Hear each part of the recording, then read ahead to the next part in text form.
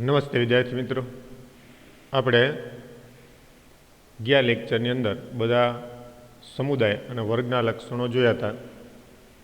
ત્યાર પછી જે વચ્ચે એક ટોપિક આપણા સ્માર્ટ બોર્ડની અંદર સેવ થવા ન થવાને કારણે જે બાકી રહી ગયો હતા એ આપણે જોઈએ, જેમાં સમમિતિ, સિમેટ્રી. તો સમમિતિ કોને કહેવાય? સમમિતિ એટલે શું? આમ તો આપણે બધા લક્ષણોની અંદર જ્યારે આવતું ત્યારે કહેતા હતા જ, એટલે તમને આમ મોટે ભાગે તો ખ્યાલ જ છે. પણ સમમિતિ એટલે પ્રાણીઓને આપણે એના શરીરના મધ્યક્ષમાંથી પસાર થતી ધરીના આધારે કેટલા ભાગમાં વહેંચી શકીએ? 2 ભાગમાં વહેંચી શકાય, 2 કરતાં વધારે ભાગોની અંદર વહેંચી શકાય કે ન વેચી શકાય, એને સમમિતિ કહેવાય. પ્રાણીઓના શરીરને આપણે કઈ રીતે વેચી શકીએ?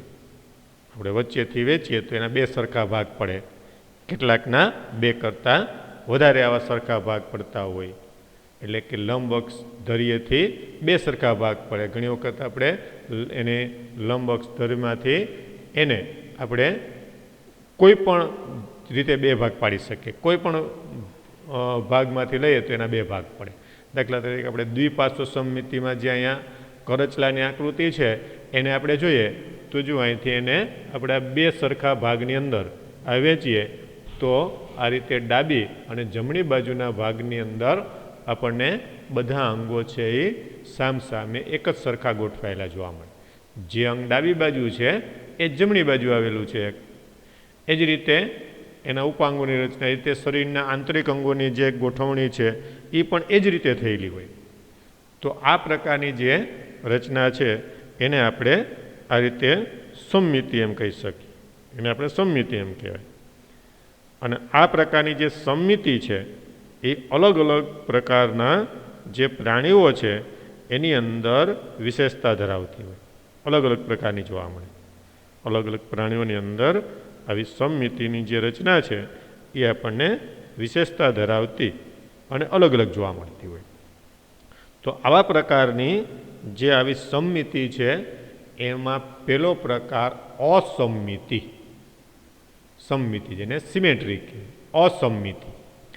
તો અસમમિતિ એ એનો આ પહેલો પ્રકાર છે કે જેમાં વાદળીઓ જે છે મુખ્યત્વે અસમમિતિય રચના ધરાવે છે. વાદળીઓ જેને આપણે સછિદ્ર સમુદાયના પ્રાણીઓ કહીએ છીએ ને, એ જે વાદળીઓ છે એ કેવી રચના ધરાવે છે? તો કે મુખ્યત્વે અસમમિતિય રચના ધરાવે છે. એટલે કે જો આપણે એને મધ્ય અક્ષમાંથી પસાર થતી ધરીથી સરખા ભાગ પાડીએ તો એના શરીરને કોઈ સરખા ભાગમાં વિભાજિત કરી શકાતું નથી. મધ્યક્ષમાંથી પસાર થતી ધરી પ્રાણી શરીરને સરખા ભાગોમાં વિભાજિત ન કરે તો એને અસમમિતિ કહેવાય. આપણે કોઈ પણ પ્રાણીને લઈએ અને એને જો એના મધ્ય ભાગથી વિભાજિત કરીએ તો આપણને આવા પ્રાણીઓનું શરીર છે એ કોઈ સરખા ભાગોમાં વિભાજિત થયેલું જોવા મળશે નહીં. તો આવા પ્રકારની સમમિતિને આપણે અસમમિતિ કહીએ છીએ. અને આવી અસમમિતિના ઉદાહરણ તરીકે આપણે જે જોયા કે વાદળી જેવા, એટલે કે સછિદ્ર સમુદાયના પ્રાણીઓ. એ જ રીતે બીજો પ્રકાર જેને આપણે અર્ય સમમિતિ કહીએ, તો આવી અર્ય સમમિતિ, રેડિયલ સિમેટ્રી. અર્ય સમમિતિ એટલે શું? તો કે પ્રાણી શરીરના મધ્ય અક્ષમાંથી પસાર થતી કોઈ પણ એક ધરી શરીરને 2 સરખા ભાગોમાં વિભાજિત કરે. પ્રાણી શરીરના મધ્ય અક્ષમાંથી પસાર થતી ધરી છે એની મદદથી જો આપણે પ્રાણીને વિભાજિત કરીએ તો કોઈ પણ એક ધરી સજીવને 2 સરખા ભાગની અંદર વિભાજિત કરે તો એને અર્ય સમમિતિ કહેવાય. અને આવી અરીય સમમિતિના ઉદાહરણ તરીકે આપણને અહીંયા જે આ પ્રાણી આપેલું છે એટલે કે હાઇડ્રા નામનું પ્રાણી છે, એને જો આપણે લેશું તો આપણને એનો ખ્યાલ આવશે કે જો અહીંથી આ પ્રાણીને આપણે આ રીતે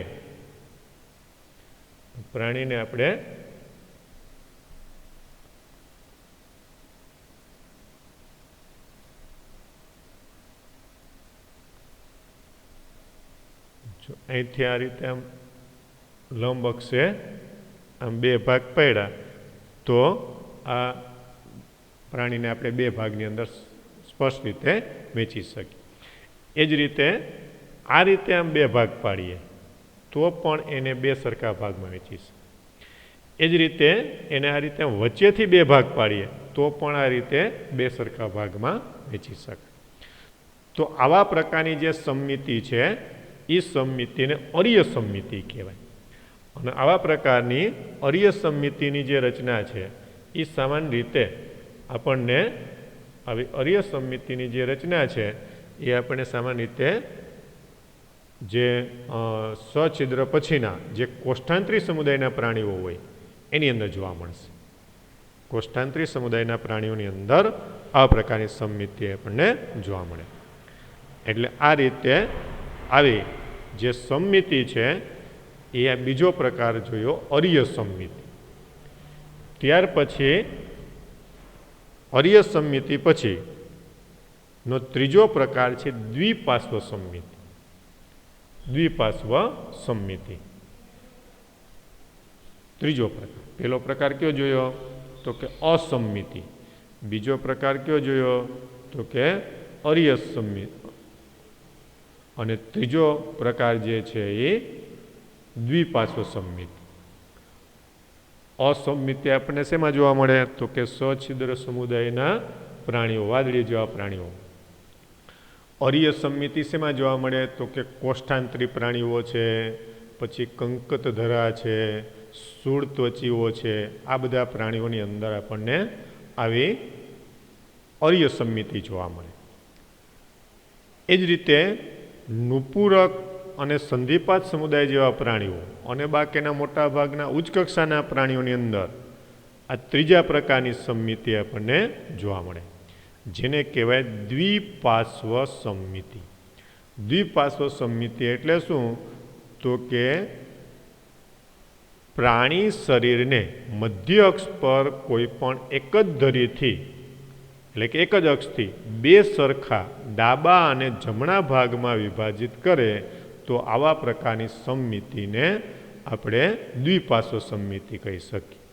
એટલે આ રીતે દ્વિપાર્શ્વ સમમિતિની અંદર પ્રાણી શરીરને મધ્ય અક્ષ પરથી આપણે વિભાજિત કરીએ તો ડાબા અને જમણા એવા બે સરખા ભાગમાં આપણે એને વિભાજિત કરી શકીએ. જ્યારે અરીય સમમિતિની અંદર બે સરખા ભાગ પડે, પણ કઈ રીતે તો કે કોઈ પણ એક ધરીથી આપણે એને બે સરખા ભાગમાં વિભાજિત કરી શકીએ. અહીંયા ખાલી મધ્ય અક્ષની અંદરથી ડાબા અને જમણા એમ ભાગ બે જ ભાગ પડશે એટલે દ્વિપાર્શ્વ. એની અંદર કોઈ પણ ભાગની અંદરથી આપણે પાડશું તો બે સરખા ભાગ પડશે, તો એને અરીય સમમિતિ કહેવાય. તો આ રીતે સમમિતિને આધારે પ્રાણીઓને આપણે ત્રણ પ્રકારની અંદર વેચી શકીએ. અસમમિતિ કે જેની અંદર પ્રાણી શરીરને મધ્ય અક્ષથી કોઈ ભાગમાં વિભાજિત થઈ શકતા નથી. અરીય સમમિતિ કે જેની અંદર પ્રાણીને મધ્ય અક્ષમાંથી પસાર થતી ધરીમાંથી કોઈ પણ એક ધરીએ આપણે એને બે સરખા ભાગની અંદર વિભાજિત કરી શકીએ, કોઈ પણ ધરીએથી. અને દ્વિપાર્શ્વ સમમિતિ એટલે મધ્ય અક્ષ પરથી કોઈ એક જ ધરીથી આપણે એને બે સરખા ભાગમાં વેચી શકીએ. એક જ ધરી એટલે મોટે ભાગે એ મધ્ય અક્ષ જ આવશે. અને આવા પ્રાણીઓની અંદર ઉદાહરણ ક્યાં તો કે અસમમિતિની અંદર સછિદ્ર સમુદાયના વાદળી જેવા પ્રાણીઓ, અરીય સમમિતિની અંદર કોષ્ઠાંતરી, કંકતધરા અને શૂળત્વચી પ્રાણીઓ. એ ઉપરાંત આપણે આગળ જે જોયા મોટાભાગના બધા પ્રાણીઓ જે છે એ આગળના જે બધા વર્ગના પ્રાણીઓ, માછલીઓ, સરીસૃપ ને વિહંગ ને સસ્તન, એ બધા દ્વિપાર્શ્વ સંમિતિ ધરાવતા પ્રાણીઓ છે. અને આ રીતે આવા 3 ભાગ જે છે એ એની સંમિતિના આધારે પડશે. ત્યાર પછી દ્વિગર્ભસ્તરીય અને ત્રિગર્ભસ્તરીય આયોજન. ગર્ભસ્તરીય આયોજનના આધારે પ્રાણીઓના પ્રકાર, ગર્ભસ્તરોના આધારે. તો પ્રાણી શરીરના વિકાસ દરમિયાન નિર્માણ થતા જે ગર્ભસ્તરો છે એના આધારે આપણે પ્રાણીઓને કઈ રીતે વિભાજિત કરી શકીએ. તો પહેલાં તો ગર્ભસ્તરો એટલે શું? ગર્ભસ્તરો કોને કહેવાય? ગર્ભસ્તરો એટલે શું અને આવા ગર્ભસ્તરો કોને કહેવાય? તો ગર્ભસ્તર એટલે શું? તો કે જ્યારે કોઈ પણ પ્રાણીઓ છે એના ફલિતાંડનો વિકાસ થાય. ફલિતાંડનો વિકાસ થાય. ફલિતાંડ કઈ રીતે બને? તો આપણે જાણીએ છીએ કે શુક્રકોષ અને અંડકોષ ભેગા મળી અને ફલિતાંડ બને. પછી આ ફલિતાંડનું વિભાજન થાય. ફલિતાંડનું વિભાજન થાય અને એમાંથી ફલિતાંડનું વિભાજન થાય અને એમાંથી પ્રાણીનો ગર્ભ વિકાસ શરૂ થાય. હવે ફલિતાંડ એક જ કોષનું બનેલું હોય, પછી એની અંદરથી અસંખ્ય કોષો બને. આવા ફલિતાંડની અંદરથી બનતા આવા કોષોની સંખ્યા વધતી જાય. 1માંથી 2, 2માંથી 4, 4માંથી 8, 8માંથી 16, 16માંથી 32, એ રીતે કોષોની સંખ્યા જેમ જેમ વધતી જાય એમ આવા પ્રકારના પ્રાણીઓની અંદર કોષો ચોક્કસ સ્તરોની અંદર ગોઠવાય. કોષોના ચોક્કસ સ્તરો પડે, એને કહેવાય ગર્ભસ્તરો. અને આવા ગર્ભસ્તરોનું જે આયોજન છે એને ગર્ભસ્તરીય આયોજન કહેવાય. ખ્યાલ આવ્યો? ગર્ભસ્તરીય આયોજન એટલે શું? તો કે ફલિતાંડનું વિભાજન થઈ અને કોષોની સંખ્યા જેમ જેમ વધતી જાય એમ આવા જે કોષો છે એ ચોક્કસ પ્રકારના સ્તરો સ્વરૂપમાં ફેરવાય. અને આવા ગર્ભના કોષો જે સ્તરો સ્વરૂપમાં ફેરવાય એને ગર્ભસ્તરો કહેવાય. અને આવા પ્રકારના આયોજનને ગર્ભસ્તરીય આયોજન કહેવાય. તો આ રીતે જો આપણે ગર્ભસ્તરોના આધારે આવું આયોજન જોઈએ તો આપણને ગર્ભસ્તરોના આધારના આયોજનની દ્રષ્ટિએ 2 પ્રકારનું આયોજન જોવા મળે: દ્વિગર્ભસ્તરીય અને ત્રિગર્ભસ્તરીય આયોજન. જો આપણે આ બાજુમાં જે આકૃતિ છે ગર્ભસ્તરોનો દેખાવ, જે આડા છેદ સ્વરૂપની આકૃતિ છે, એની અંદર જો બાહ્ય ગર્ભસ્તર, મધ્ય ગર્ભસ્તર, જે ગર્ભસ્તરો ગોઠવાય પછી એનો આડો છેદ લઈ અને જો આપણે જોઈએ તો કેવા પ્રકારની એનો દેખાવ જોવા મળે એની આકૃતિ આપણને આપેલી છે. અને આ પ્રકારની જે આકૃતિ છે એની અંદર જો આપણે એને આ રીતે જોશું તો એમાં આવા મુખ્ય સ્તરો જોવા મળશે. કાં તો 2 અથવા તો 3 એવા સ્તરો છે એ આવેલા હોય. જો 2 આવા સ્તરો સ્વરૂપે કોષો ગોઠવાયેલા હોય તો એને દ્વિગર્ભસ્તરી કહેવાય. 3 કોષો સ્વરૂપે ગોઠવાયેલા હોય તો એને ત્રિગર્ભસ્તરી કહેવાય. એટલે આ રીતે એને ગર્ભસ્તરો તરીકે આપણે ઓળખી શકીએ.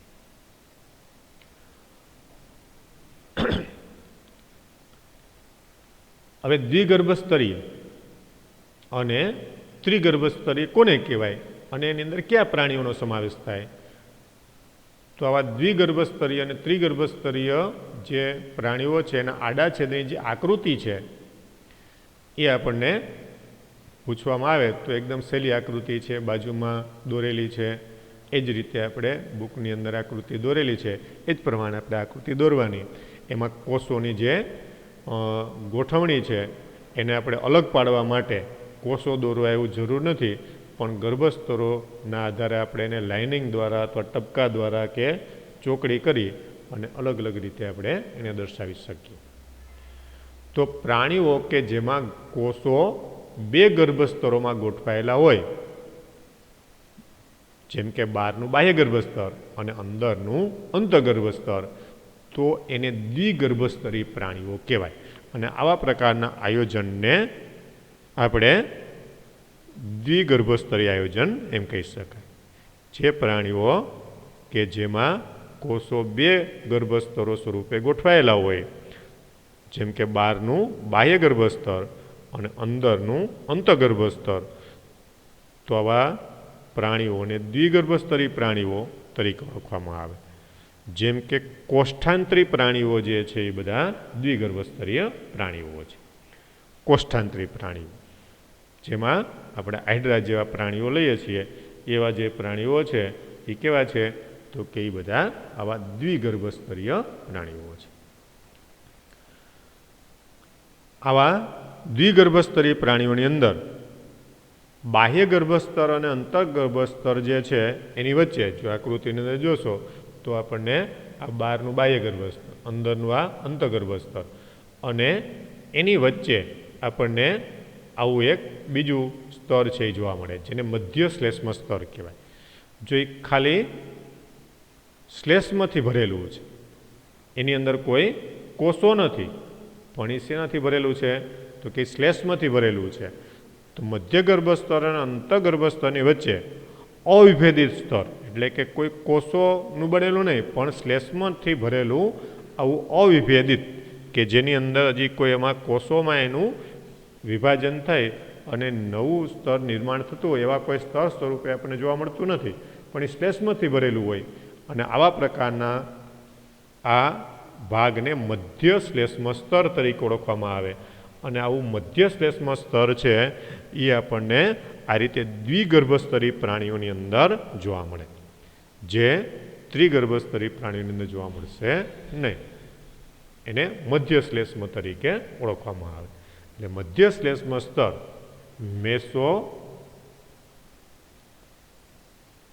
મધ્ય શ્લેષ્મ સ્તર જે આપણને દ્વિગર્ભસ્તરી પ્રાણીઓની અંદર જોવા મળે, આ મધ્ય શ્લેષ્મ સ્તર છે એ શું છે? તો કે મધ્ય શ્લેષ્મ સ્તર જે છે એ દ્વિગર્ભસ્તરી પ્રાણીઓની અંદર આવેલું બાહ્ય અને અંતઃગર્ભસ્તર વચ્ચેનું શ્લેષ્મનું આવરણ છે. એટલે આવા દ્વિગર્ભસ્તરી પ્રાણીઓ. એ રીતે ત્રિગર્ભસ્તરી પ્રાણીઓ, તો ત્રિગર્ભસ્તરી પ્રાણીઓ કોને કહેવાય અને એની અંદર કયા પ્રાણીઓનો સમાવેશ થાય? કે જે પ્રાણીઓમાં વિકાસ પામતો ભ્રૂણ, જે પ્રાણીઓમાં વિકાસ પામતો ભ્રૂણ એ બાહ્ય ગર્ભસ્તર અને અંતઃગર્ભસ્તર એની વચ્ચે જો ત્રીજું ગર્ભસ્તર એટલે કે મધ્ય ગર્ભસ્તર ધરાવે, તો આવા પ્રાણીઓને ત્રિગર્ભસ્તરી પ્રાણીઓ કહેવાય.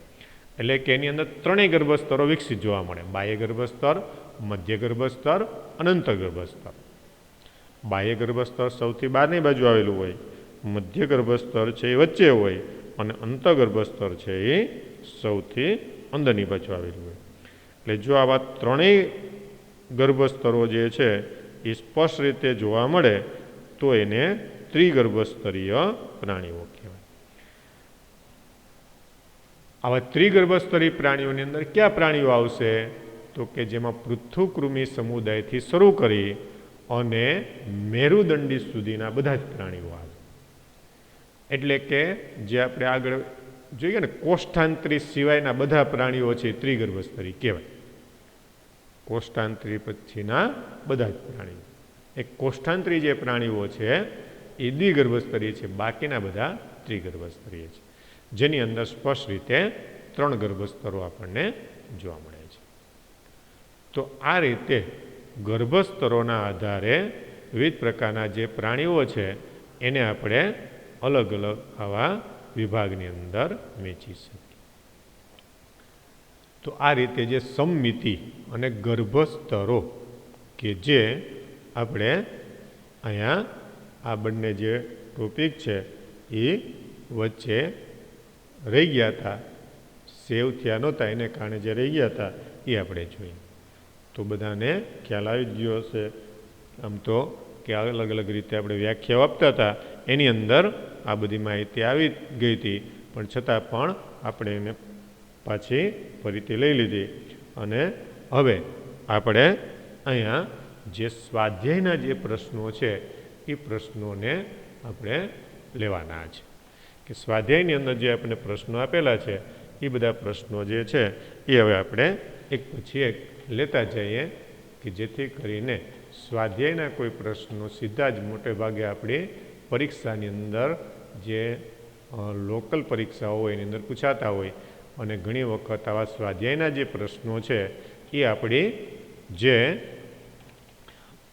નીટની પરીક્ષાની અંદર ને એવી પરીક્ષાઓની અંદર એ રીતે પૂછાતા હોય કે જેથી કરીને આપણે આવા પ્રકારની માહિતીને ઘણી વખત અવગણતા હોઈએ કે સ્વાધ્યાયની અંદર તો શું હવે બાકી તો આપણે રેફરન્સ બુકના જ પ્રશ્નો છે એને સોલ્વ કરતા હોઈએ, પણ થિયરિકલ જે પ્રશ્નો ઉપરાંત કેટલાક નાની નાની જે માહિતી છે એ માહિતીને જો આપણે અહીંયા આ પ્રશ્નોની અંદર લઈએ તો આપણને આવી માહિતી જે છે એનો ખ્યાલ આવે, અને એમાંથી એવા કેટલાક MCQને લગતા પ્રશ્નો કે એવા મુદ્દાઓ જે છે એ પણ આપણને એની અંદરથી મળી જાય. તો આ રીતે જે આપણા આ સ્વાધ્યાયની અંદર આપેલા જે પ્રશ્નો છે એમાં પહેલો પ્રશ્ન છે, જો સામાન્ય પાયાના લક્ષણો ધ્યાનમાં ન લીધા હોય તો પ્રાણીઓનું વર્ગીકરણ કરવામાં તમને શું મુશ્કેલી પડે? તો આપણી રીતે આપણે જે માહિતી સમજ્યા હોય એ રીતે એનો જવાબ છે આપણે લખી શકીએ, પણ પછી એની અંદર જવાબમાં મન પડે એવા ગપ્પા ન હાલે, સચોટ માહિતી થોડીક હોય એવી આપણે લખવી પડે. એટલે જો આપણે પાયાના લક્ષણોને ધ્યાનમાં ન લઈએ તો આપણે પ્રાણીનું વર્ગીકરણ કરવામાં મુશ્કેલી શું પડે? આપણે જાણીએ છીએ કે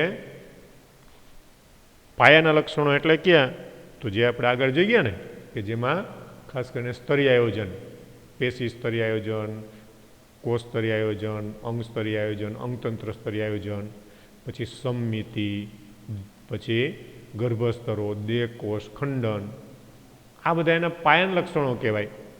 જો આવા લક્ષણોને આપણે ધ્યાનમાં ન લઈએ તો વર્ગીકરણ યોગ્ય રીતે આપણે કરી શકીએ નહીં, કારણ કે આ બધા લક્ષણો એના મુખ્ય લક્ષણો બીજા તો હોય જ, પણ આ બધા પ્રકારના લક્ષણો છે એ અહીંયા વર્ગીકરણ માટે મહત્વનો ભાગ ભજવે. પછી બીજો પ્રશ્ન છે કે જો તમને કોઈ નમૂનો આપેલો હોય તો તેનું વર્ગીકરણ કરવા તમે શું પગલાં ભરશો? કોઈ નમૂનો, કોઈ પ્રાણીનો નમૂનો આપી દીધો આપણને કે આ પ્રાણીનું વર્ગીકરણ કરો, તો આપણે એની અંદર કયા પ્રકારના પગલાં ભરશું, એટલે કયા પ્રકારની માહિતીનો આપણે એની અંદર ઉપયોગ કરી અને આપણે વર્ગીકરણ કરશું? તો એની અંદર જુદા જુદા પ્રકારના આવા જે પ્રાણીઓ છે એના પહેલાં પાયાના લક્ષણો, પછી એનું નિવાસસ્થાન ક્યાં જોવા મળે છે, પછી એના સામાન્ય લક્ષણો કયા છે, એની શરીર રચનાના લક્ષણો કયા છે, એમાં કેવી વિશેષતાઓ જોવા મળે, પછી એમાં જુદા જુદા તંત્રો ક્યાં આવેલા છે, તંત્રોનો વિકાસ કેવો થયેલો જોવા મળે છે, એની અંદર અન્ય કયા કયા પ્રાણી, બીજા કેવા પ્રાણીઓનો સમાવેશ થાય. તો આ બધી માહિતી આપણે ભેગી કરી અને આ જે આપણને પ્રાણી આપેલું છે એને આપણે કયા વર્ગીકરણના વર્ગની અંદર કે સમુદાયની અંદર કે એના વિભાગની અંદર આવશે એને આપણે મૂકવા માટે આ માહિતીનો આપણે ઉપયોગ કરશું. પછી ત્રીજો પ્રશ્ન છે, પ્રાણીઓના વર્ગીકરણમાં શરીર ગુહાની પ્રકૃતિ અને દેહકોષનો અભ્યાસ કેવી રીતે ઉપયોગી છે? શરીર ગુહાની પ્રકૃતિ અને દેહકોષ, શરીર ગુહાના આધારે આપણે જોઈએ ને કે શરીર ગુહાના આધારે પ્રાણીઓને શરીર ગુહા એટલે જેને આપણે દેહકોષ કહીએ છીએ, તો એ આખી ટૂંકનોંધ આપણે લખવાની. દેહકોષ્ઠી, કૂટદેહકોષ્ઠી, અદેહકોષ્ઠી, અને જો આપણને એની આકૃતિ કીધી હોય તો એ જે 3 આકૃતિ છે એ દોરવાની. મોટે ભાગે આકૃતિ ઓછી પૂછવામાં આવે, કારણ કે 2 માર્કના પ્રશ્ન તરીકે આપણને પૂછે તો એ આખી જે શરીર ગુહા અને દેહ કોષનો જે પ્રશ્ન છે કે જે આપણે હમણાં જોયું ને કે જે દ્વિગર્ભસ્તરી અને ત્રિગર્ભસ્તરી પછીનો જે મુદ્દો છે એની અંદરથી આ માહિતી છે આપણે લખવાની. પછી ચોથો પ્રશ્ન છે અંતઃકોષીય અને બાહ્યકોષી પાચન વચ્ચેનો ભેદ સમજાવો. અંતઃકોષીય અને બાહ્યકોષી. અંતઃકોષી એટલે કે કોષની અંદર ખોરાકના કણો ગ્રહણ થાય અને આવા ખોરાકના કણોને કોષની અંદર ગ્રહણ કરી અને પાચનની ક્રિયા થાય તો એને આપણે અંતઃકોષી પાચન કહીએ. અને બાહ્યકોષી પાચન એટલે શું? તો કે જે પાચન માર્ગના પોલાણની અંદર પાચન થાય. પાચન માર્ગના પોલાણની અંદર પાચનની ક્રિયા થાય એને બાહ્યકોષી પાચન કહેવાય, કે જેમાં પાચનનું કાર્ય છે એ પાચન માર્ગના પોલાણની અંદર પછી ઉત્સેચકો, અંતઃસ્ત્રાવો એ બધા ઘટકો છે એ પાચનમાં મહત્વનો ભાગ ભજવે. સીધો અને પરોક્ષ વિકાસ વચ્ચે શું તફાવત છે? તો સીધો વિકાસ જે છે એની અંદર પ્રાણીના વિકાસની પ્રક્રિયા છે એ કોઈ પ્રકારની વચગાળાની ડિંભાવસ્થા વગર થાય અને જ્યારે પ્રાણીનો જન્મ થાય ત્યારે પુખ્ત પ્રાણી જેવું જ દેખાય, પછી એની અંદર વૃદ્ધિ અને વિકાસ થઈ અને એના કદમાં વધારો થાય. જ્યારે પરોક્ષ વિકાસની અંદર પ્રાણીનો જન્મ થાય એ પુખ્ત પ્રાણી જેવું દેખાતું નથી, પણ એ પ્રાણી જે છે એ અલગ પ્રકારનો એનો દેખાવ છે, અલગ પ્રકારનો હોય, દેખાવ, આકાર, કદ બધા અલગ પ્રકારના જોવા મળે. પછી એની જુદી જુદી અવસ્થાઓમાંથી પસાર થઈ અને પછી પુખ્ત પ્રાણી જેવું પ્રાણી બને. એની જુદી જુદી જે અવસ્થાઓ છે એને આપણે ડિંભાવસ્થાઓ તરીકે ઓળખીએ છીએ. એ રીતે પરોપજીવી પૃથુકૃમિઓમાં તમને જોવા મળતું વિશેષ લક્ષણ શું છે? પરોપજીવી જે પૃથુકૃમિ પ્રાણીઓ છે એનું વિશેષ લક્ષણ શું? તો કે આવા પ્રાણીઓ જે છે એના વિશેષ લક્ષણ તરીકે આપણને ખાસ કરીને ઉત્સર્જનની ક્રિયા માટે જ્યોતકોષો જોવા મળે. એ ઉપરાંત એની અંદર પાચન માર્ગ જે છે એ અપૂર્ણ હોય, કારણ કે એમાં ખોરાક પચાવવાની બહુ જરૂર રહેતી નથી, સીધો જ એ ખોરાક છે મેળવતા હોય. આ ઉપરાંત આવા પરોપજીવી પૃથુકૃમિઓ જે છે એ અન્ય પ્રાણીઓના શરીરની અંદર ચોંટી રહેવા માટે શોષક કે મૂક જેવી રચના ધરાવતા હોય. આ બધી પરોપજીવી પ્રાણીઓની લાક્ષણિકતાઓ છે. એ રીતે સંધિપાદ સમુદાયના પ્રાણીઓ એ પ્રાણી સૃષ્ટિનું મોટામાં મોટું જૂથ બનાવે છે. તે માટેના કારણો વિશે તમે શું વિચારી શકશો? એટલે કે શા માટે આવા સંધિપાદ સમુદાયના જે પ્રાણીઓ છે એ પ્રાણીઓ સૌથી વધુ સંખ્યામાં આપણને જોવા મળે છે? સૌથી વધારે સંખ્યામાં શા માટે એ આપણને જોવા મળે છે? એના કારણો. તો એના કારણો શું હોઈ શકે? તો કે આવા પ્રાણીઓ છે ગમે એ પર્યાવરણની અંદર જીવી શકવા માટે સક્ષમ હોય, એનું જે રહેઠાણ છે એવા પ્રકારનું હોય કે જેને કારણે પ્રાણીઓનો નાશ છે ઓછો થાય. એ અલગ અલગ પ્રકારની આવી પ્રતિકૃતિઓ દર્શાવતા હોય, એટલે કે જે વિસ્તારમાં હોય એના જેવી જ એની પ્રતિકૃતિ બની જતી હોય. એ જ રીતે આવા પ્રાણીઓ જે છે પુષ્કળ પ્રમાણમાં ઈંડા મૂકતા હોય કે જેની સંખ્યા છે એ વધારે પ્રમાણમાં ઉત્પન્ન થાય. તો આ બધા પ્રકારના લક્ષણોને કારણે સૌથી મોટો સમુદાય છે. બધી જગ્યાએ અનુકૂલનતા પ્રાપ્ત કરી લે, બધી જગ્યાએ જોવા મળે, જમીન ઉપર જોવા મળે, પાણીમાં જોવા મળે. સંધિપાદ સમુદાયના પ્રાણીઓ હવામાં ઉડી શકતા પણ જોવા મળે. એ જ રીતે પૃથ્વીના કોઈ પણ વાતાવરણની અંદર એ સરળતાથી જીવી શકતા હોવાથી એ સૌથી મોટા સમુદાય તરીકે જોવા મળે. તે જલવાહક તંત્ર નીચેનામાંથી કયા સમૂહની લાક્ષણિકતા છે? MCQ પ્રકારનો એક પ્રશ્ન આપ્યો 8મો. જલવાહક તંત્ર, તો એ કોની લાક્ષણિકતા છે? તો કે સુડત્વચી પ્રાણીઓની લાક્ષણિકતા છે. જલવાહક, જલવહન તંત્ર. એમાં પાણીનું વહન થાય. જો સછિદ્રાની અંદર પણ નલિકામય રચના હોય પણ એની અંદર આવું કોઈ જલવહન તંત્ર નથી, એની અંદર સીધું જેને આપણે શરીરના છિદ્રો કહીએ છીએ એ છિદ્રોની અંદરથી પાણી અંદર દાખલ થાય અને આવું પાણી છે એની છિદ્રિત ગુહામાં થઈ અને ઓટોમેટિક બહાર નીકળે. એના માટે પક્ષમલધારી કોષો પાણીનું હલનચલન કરતા હોય, પણ સ્થૂળ ત્વચેની જેમ પાણીનું વહન છે કોઈ ચોક્કસ પદ્ધતિની મદદથી થતું નથી. એ રીતે બધા પૃષ્ઠવંશીઓ મેરુદંડી છે, પરંતુ બધા મેરુદંડીઓ પૃષ્ઠવંશી નથી. આ વાક્યને ન્યાય આપો, એટલે કે એની આપણે ટૂંકમાં સમજૂતી આપવાની છે કે બધા પૃષ્ઠવંશીઓ મેરુદંડી છે, એટલે બધા પૃષ્ઠવંશી પ્રાણીઓ જે છે એમાં મેરુદંડ જોવા મળે છે, એટલે મેરુદંડી છે. પણ બધા મેરુદંડી પૃષ્ઠવંશી નથી, કારણ કે કેટલાક મેરુદંડી પ્રાણીઓ એવા છે આપણે છે ને પૂછ મેરુદંડી, શીર્ષ મેરુદંડી, એમાં મેરુદંડ આવેલો છે, પણ આવા મેરુદંડનું ક્યારેય કરોડ સ્તંભમાં રૂપાંતર થતું નથી, એટલે એ પૃષ્ઠવંશી નથી. અને આપણે પૃષ્ઠવંશી તો કોને કહીએ છીએ કે જે પ્રાણીઓમાં મેરુદંડનું કરોડ સ્તંભમાં રૂપાંતર થઈ જતું હોય, તો આવા પ્રાણીઓને આપણે પૃષ્ઠવંશી પ્રાણીઓ તરીકે લઈએ છીએ.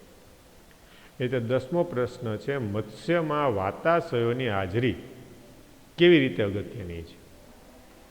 તો આપણે મત્સ્યના લક્ષણો જોઈ ગયા હતા, એમાં હતું કે વાતાશયોની હાજરી એને શું આપે છે તો કે તારકતા આપે છે, તારકતા માટે ઉપયોગી છે. પછી પક્ષીઓમાં જોવા મળતા રૂપાંતરો ક્યાં છે કે જે તેમને ઉડવામાં મદદ કરે છે? એટલે આપણે જોયું કીધું હતું ને કે પક્ષીઓના ઉડ્ડયન અનુકૂલનો જે આપણને અલગ 2 માર્ક જેવા પ્રશ્ન તરીકે પૂછી શકે. અને બધા ઉડ્ડયન અનુકૂલનો અગ્રો પાંખમાં રૂપાંતર છે, પછી જડબાનું ચાંચમાં રૂપાંતર છે, એ જ રીતે શરીર ઉપર પીછાનું હલકું આવરણ છે, પછી જે ઉપાંગો છે, પશોપાંગો છે એ ઉડવા માટે અનુકૂલિત થયેલા છે.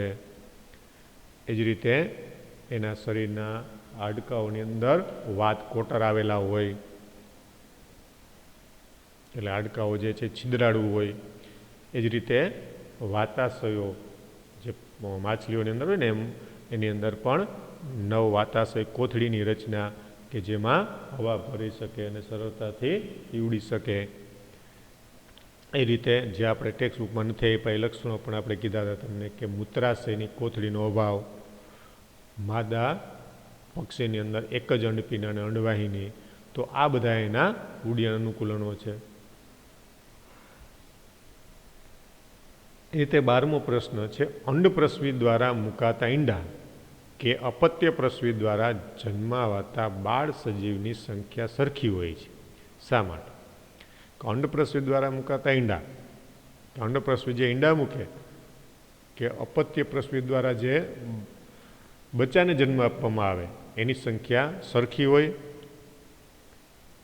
તો સરખી હોતી નથી. ખાસ કરીને અંડપ્રસવી પ્રાણીઓ જે છે એ મોટા ભાગના અંડપ્રસવી પ્રાણીઓ એવા છે કે જે વધુ સંખ્યામાં ઈંડા મૂકે છે. મોટા ભાગના અંડપ્રસવી પ્રાણીઓ જે છે એ એવા છે કે જે વધુ સંખ્યામાં ઈંડા મૂકે. પણ અપત્ય પ્રસવી જે પ્રાણીઓ છે એમાં અમુક જ પ્રાણીઓ એવા હોય કે જે એક કરતાં વધારે બચ્ચાને જન્મ આપતા હોય. મોટે ભાગે એ 1-2 બચ્ચાને જ 2 કે 3 બચ્ચાને જે જન્મ આપતા હોય છે. એનું કારણ શું? તો કે અંડપ્રસવી પ્રાણીઓ જે ઈંડા મૂકે એ ઈંડાનો નાશ થવાની સંભાવના વધી જાય. ઈંડાનો નાશ થવાની સંભાવના છે વધી જશે, જેને કારણે એને વધારે ઈંડા મૂકવા જરૂરી છે. જ્યારે અપત્ય પ્રસવી પ્રાણીઓ છે એ વિકસિત બચ્ચાને જન્મ આપે, એટલે વિકસિત બચ્ચાનું પાછું એ રીતે રક્ષણ કરશે અને એને કારણે એને પૂરતું રક્ષણ મળી રહેશે, એટલે એનો નાશ થવાની સંભાવના ઓછી છે.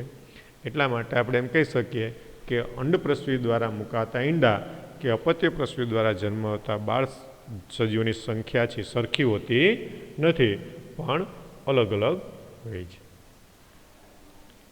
એ જ રીતે 13મો પ્રશ્ન,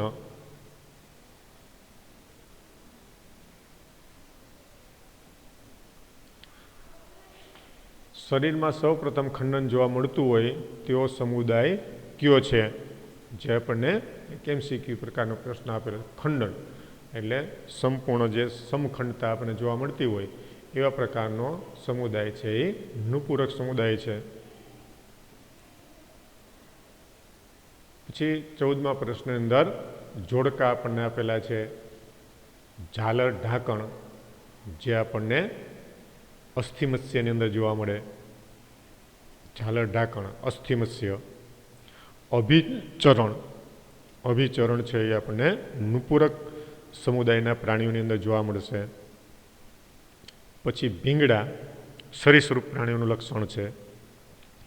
કંકત તકતીઓ જે કંકત નામના પ્રાણીઓની અંદર જોવા મળે. એ જ રીતે રેત્રિકા જે મૃદુકાય સમુદાયના પ્રાણીઓની અંદર રેત્રિકા આવેલી હોય એના મુખની અંદર, જે ખોરાકને ભૂકો કરવા માટે ઉપયોગી છે.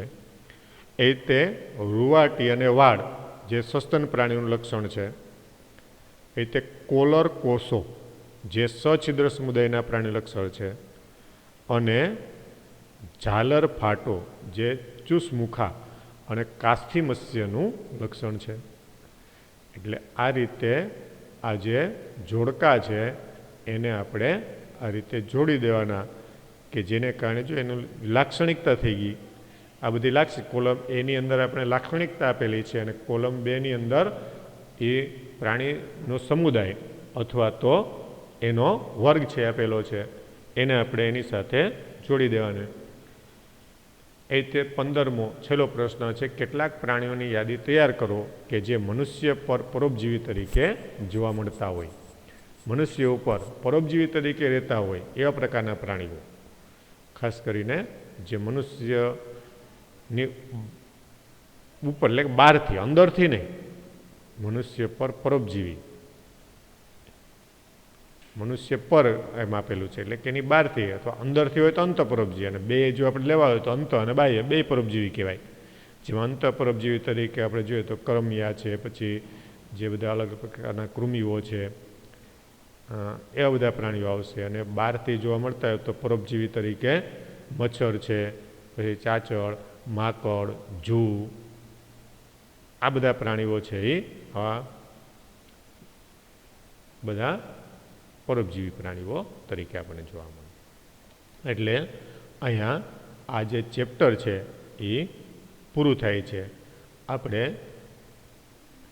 વર્ગીકરણના આ રીતે બધા ચેપ્ટર છે એ અહીંયા પૂરા થયા. 4 ચેપ્ટર છે.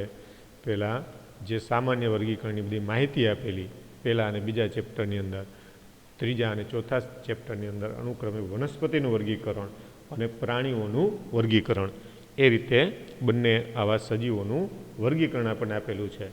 અને એ રીતે આપણે આવા વર્ગીકરણની અંદર જોવા મળતા બધા જે પ્રાણીઓ છે એની માહિતી જે છે એ આપણે અહીંયા જોઈ. હવે આ ચેપ્ટર છે એ પૂરું થાય પછી આપણે હવે નેક્સ્ટ લેક્ચરની અંદર એના આગળના ચેપ્ટરની અંદરથી આપણે એની શરૂઆત કરશું અને એના વિશેની માહિતી આપણે જોઈશું. તો આ ચેપ્ટરની અંદર જે કંઈ માહિતી આપણે ભણ્યા છીએ, જે બધી વિગત છે આપણને આપેલી છે વર્ગીકરણની અંદર, વર્ગીકરણ જે છે એવા પ્રકારના બધા એના પ્રશ્નો છે, કેવા પ્રકારની માહિતી એની અંદર આપણને આપેલી છે કે જે આપણે આગળ એનો અભ્યાસ માટે એટલો બધો ઉપયોગ કર્યો હોતો નથી, કે એની અંદર આપણે એટલી બધી ગંભીરતા રાખી હોતી નથી. જ્યારે બાકીના પ્રકાશ સંશ્લેષણ, શ્વસન હોય કે આપણા શરીરના તંત્રો હોય કે પછી કોઈ પ્રોટીન, કાર્બોહાઈડ્રેટ, લિપિડની માહિતી હોય કે પછી કોઈ જનીન વિદ્યાની માહિતી હોય કે અન્ય પર્યાવરણની માહિતી હોય, જે આપણને સામાન્ય રીતે આ વર્ગીકરણ કરતાં યાદ રાખવામાં અને અન્ય રીતે પણ સહેલી પડે. આ માહિતી અઘરી નથી, પણ આપણે એને વારંવાર રિવિઝન કરવું પડે. એને જો આપણે વારંવાર રિવિઝન કરીએ અને વારંવાર જો આપણે એનો ઉપયોગ કરશું તો આ બધી માહિતી જે છે એ આપણે સરળતાથી ઉપયોગમાં લઈ શકશું. સરળતાથી આપણે આ બધી માહિતીને યાદ રાખી શકશું. સરળતાથી આપણે જે થિયરીની પરીક્ષા છે એની અંદર આપણે લખી શકશું અને સરળતાથી આપણી નીટ અને ગુજકેટની જે પરીક્ષાઓ છે એની અંદર પણ આપણે એનો ઉપયોગ છે કરી શકશું. એટલે આ પ્રકારની કોઈ પણ જે માહિતી છે એ માહિતીને આપણે વ્યવસ્થિત રીતે યાદ રાખવા માટે જે તમને ચેપ્ટરની અંદર જે કંઈ સૂચનાઓ આપેલી છે કે આને કાંઈ વિભાગ પાડીને યાદ રાખો, પછી એ રીતે એનું નિવાસસ્થાન છે, એના લક્ષણો છે, સામાન્ય રચના છે, વિશિષ્ટ લક્ષણો છે, એમાં એના પ્રાણીઓ હોય તો એના તંત્રો છે, પછી એના ઉદાહરણ છે, એ રીતે એને આવા મુદ્દાઓને ધ્યાનમાં રાખીએ તો આપણને આવા પ્રશ્નો છે એ સમજવામાં એકદમ સરળતા રહેશે અને આપણે સરળતાથી એને યાદ રાખી શકશું. તો અહીંયા આ ચેપ્ટર છે એ પૂરું થાય છે અને હવે આપણે જે નેક્સ્ટ જે ચેપ્ટરની અંદર આપણે મળશું. પણ ખાસ ફરીને કહું છું કે આ બધી માહિતી જે છે એને બરાબર યાદ રાખવા માટે વારંવાર જો એનું તમે રિવિઝન નહીં કરો તો આ માહિતી છે એ આપણે લાંબા સમય સુધી યાદ રાખી શકશું નહીં. અને આપણે આ બધી માહિતી ક્યાં સુધી યાદ રાખવાની છે તો કે આપણી નીટની પરીક્ષા સુધી આ બધી માહિતી છે આપણે યાદ રાખવાની છે. આપણે કે ખાલી કોઈ એક ચેપ્ટર પૂરું થાય ને એની પરીક્ષા લેવાઈ જાય એટલા પૂરતી નથી, પણ છેક નીટની પરીક્ષા સુધી. એટલે આપણે અહીંયા આ ચેપ્ટરને પૂરું કરીએ અને વારંવાર એનું રિવિઝન કરજો. જ્યારે પણ આપણી સ્કૂલો શરૂ થાય ત્યારે એની અંદરના કોઈ મુદ્દાઓ જે છે એ તમને ફરીથી સમજવાની જરૂર લાગે તો એને ટીક કરી લેજો અને એ રીતે એને ટીક કરેલા હશે તો આપણને પૂછવામાં સરળતા રહેશે અને આપણે એને સરળતાથી સમજી શકશું. જો આપણી પાસે ટીક કરેલા નહીં હોય તો ઘણી વખત આપણને શિક્ષકને એવું લાગશે કે આ એમનું મન પડે એમ પૂછે છે, પણ જો તમે ટીક કરેલા હશે તો એ શિક્ષકને એવું થશે કે આ વિદ્યાર્થી જે છે એ બરાબર ભણ્યો છે, બરાબર એણે મુદ્દાઓને વાંચ્યા છે અને એને આવા મુદ્દાઓ જે છે એને સમજી અને એણે કરેલા છે અને જે મુદ્દાઓ એને નથી સમજાણા એ જ મુદ્દાઓ એણે ટીક કરેલા છે. તો આ રીતે આપણે એને ફરીથી પાછા સમજી શકીએ. તો હવે આપણે નેક્સ્ટ લેક્ચરની અંદર નવા ચેપ્ટર સાથે ફરીથી પાછા મળીશું.